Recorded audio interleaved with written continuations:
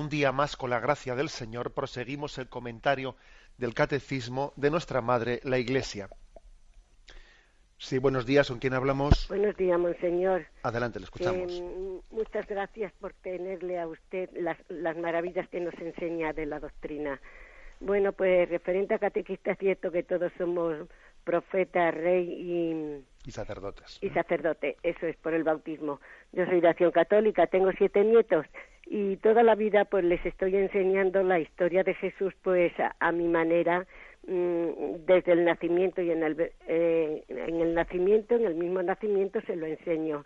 Y a los mayores pues tengo el libro de Jesús que han preparado ustedes los obispos, el Catecismo de Niños, y también les hago que lean conmigo y que les enseño todo. Bueno, pero es que eso a los de 7 años.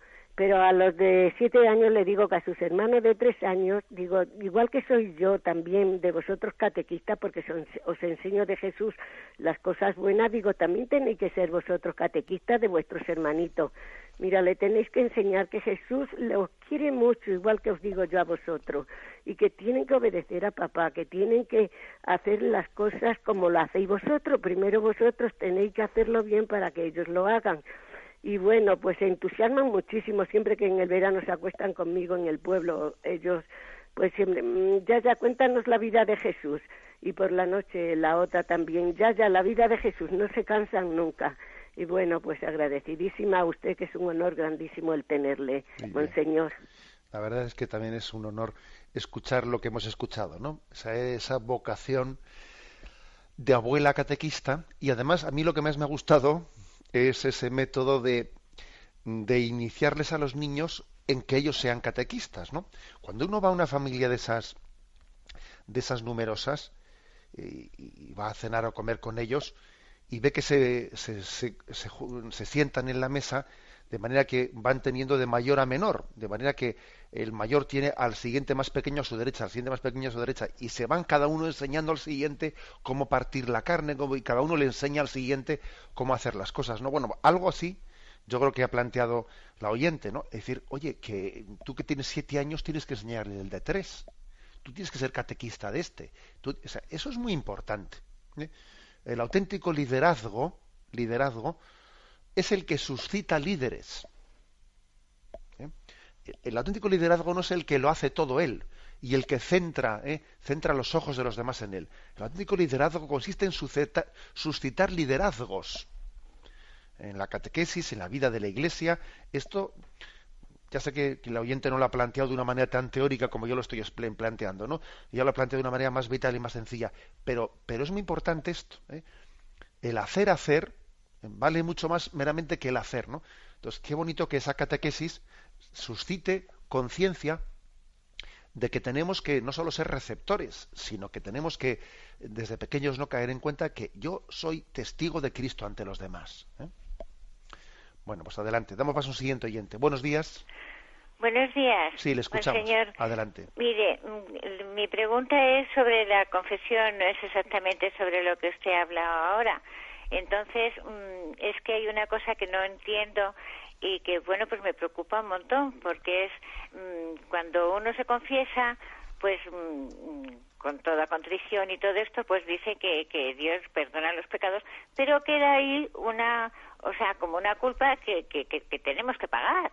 Entonces no entiendo cómo Dios, siendo Padre, Jesús y todo esto, nos perdona, pero dice, sí, te perdono, pero te castigo. Entonces, pues es algo que no me cuadra, porque si nosotros perdonamos a nuestros hijos diciendo, pues sí, te perdono y he olvidado todo, pues como Jesús puede decir, te perdono, pero no olvido. De acuerdo. Pues esa era mi pregunta. De acuerdo. Mire, yo creo que está muy bien hecha la pregunta porque usted no la ha entendido correctamente, ¿eh? Es decir, no ese es el concepto. Cuando Dios perdona, perdona totalmente, ¿eh? No es perdono pero no olvido, o perdono pero me la vas a pagar por lo que has hecho, en absoluto, ¿eh? El perdón de Dios es completo y total. La ofensa de Dios, el pecado tiene como dos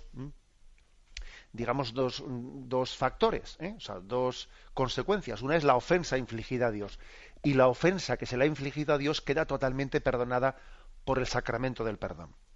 Ahora bien, hay otra cosa distinta, que no es la ofensa que se le ha infligido a Dios, ¿no? Sino que el pecado ha creado un desorden objetivo. ¿Mm? Un desorden objetivo. Yo a veces para intentar explicar esto he puesto el ejemplo. Es decir, o sea, Dios perdona totalmente a un drogadicto. Es un ejemplo, que luego hay que trasladarlo a lo que estoy explicando.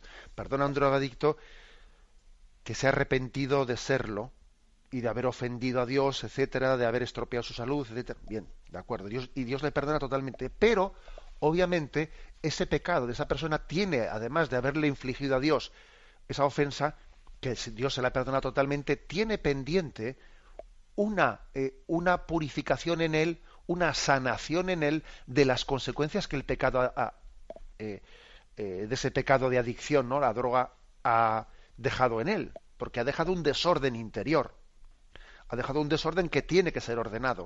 O sea, es decir, no basta con que yo le pida perdón a ellos, sino que yo tengo ahora que decir, a ver cómo me desengancho, a ver cómo dejo de tener esta tendencia al vicio, a ver cómo...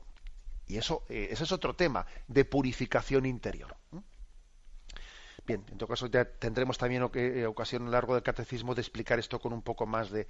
Se distingue entre, por lo tanto, pena eterna, que es la que hace referencia a la ofensa a Dios, que es la que queda perdonada por el sacramento del perdón, de la pena temporal, que es la necesidad de purificar el desorden que el pecado ha generado, pues, en la naturaleza humana, en la justicia, en lo que es justo según el orden de la naturaleza humana.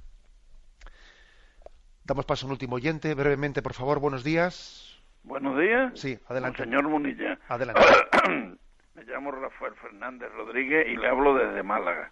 Bien. Como todos los días me enchufo a Radio María cuando estoy desayunando. Muy bien. Y hoy está hablando usted de los catecismos surgidos después del Concilio de Trento. Uh-huh. Resulta que yo, gracias a Dios, estuve desde niño puesto por mis padres con los agustinos. Y todos los días, en pleno bachiller, hasta terminar el preu, nos preguntaban el catecismo Ripalda.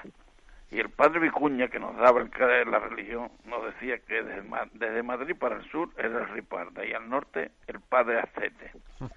Y en estos catecismos usted no ha nombrado ni a Ripalda ni a Acete. ¿Es que estos son de otra época? De acuerdo, muy bien, le respondo. Tanto el Ripalda como el Astete son dos aplicaciones de ese concilio, de ese catecismo de Trento. Porque el catecismo de Trento era el catecismo mayor, como este catecismo mayor que aquí explicamos, del cual después se hacían catecismos menores, adaptados pedagógicamente, con preguntas, respuestas, etc. Por lo tanto, tanto el Ripalda como el Astete, que son los dos principales que se han estudiado en España, como usted bien ha dicho, uno más al sur y el segundo al norte, son aplicaciones del catecismo romano o del catecismo de San Pío V o del catecismo de Trento, que se conoce con esos nombres. Eso es que comenzaba, ¿eres cristiano? Soy cristiano por la gracia de Dios, etcétera, etcétera. Bien. La bendición de Dios Todopoderoso, Padre, Hijo y Espíritu Santo, descienda sobre vosotros. Alabado sea Jesucristo.